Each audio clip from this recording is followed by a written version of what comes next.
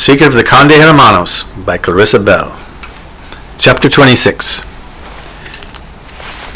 Singing in the gentle, albeit somewhat antiquated language of Don Quiote, Alice appealed to Dulcinea, often not to tremble and flinch from the touch of my hand on the fur, as she reached out to the semi-feral kitten, urging her to instead to let Alice but see thou art real and alive, and no ghost that will fade in the air.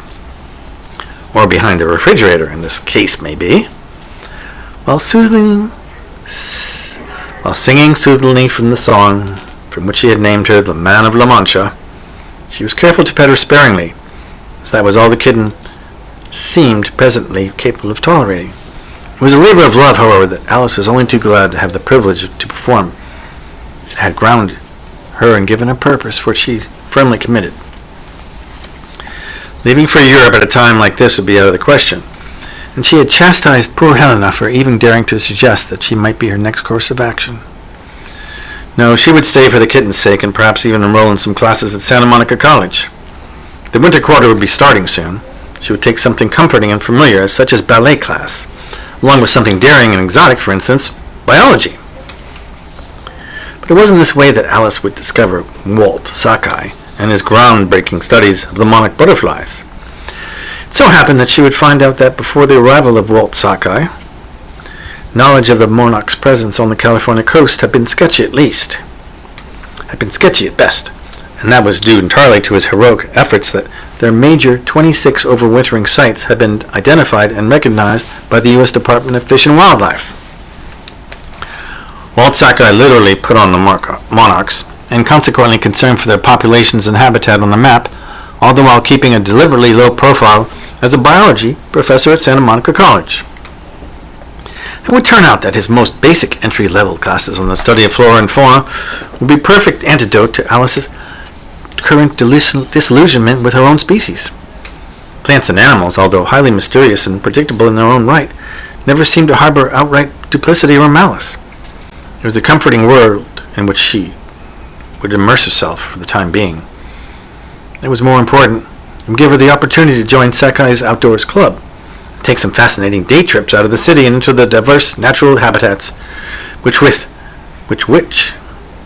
California was so uniquely endowed. The biology class commenced in early January, and our first Outdoors Club field trip would take place in the middle of the month.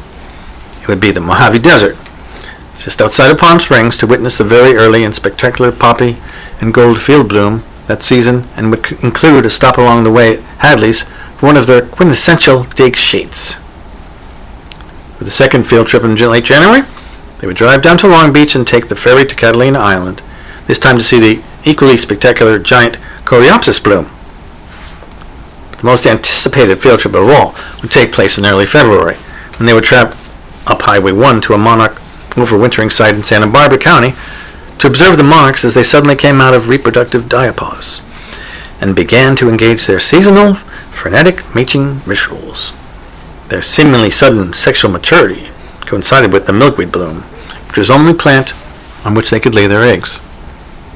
After having previously migrated up to 1,200 miles in the fall and hung in the trees, conserving energy for 5 long months, the task then at hand for which they had been born, continue their species, would be upon them.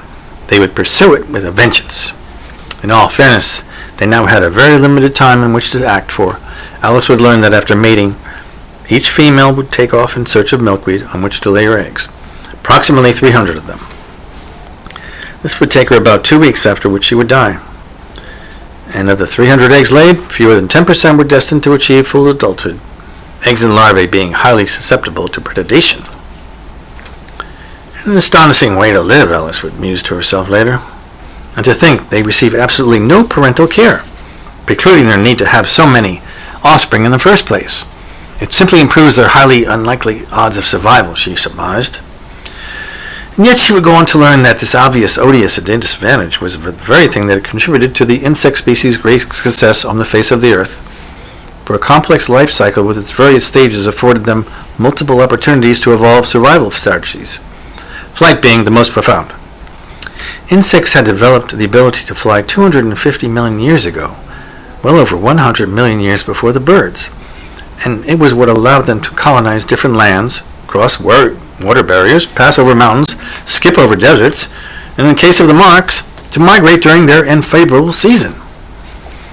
Upon her exhilarated return home from the monarch field trip, she could not help but inform Dulcinea, the cat, herself, fell into the category of a misopredator, meaning that although she was a formidable predator to those in the food web below her, she herself was a tasty morsel to those in the very same web above her, and for that reason, unfixed feral cats seemed to have a disproportionate amount of kittens, yet managed to give them a more than adequate amount of parental care. "You're caught right in the middle of these things, Dulcinea, in case you didn't know it," she said, to which Dulcinea just sat nonchalantly in the graceful ballerina's second position and commenced to deliberately groom the inside of her left thigh.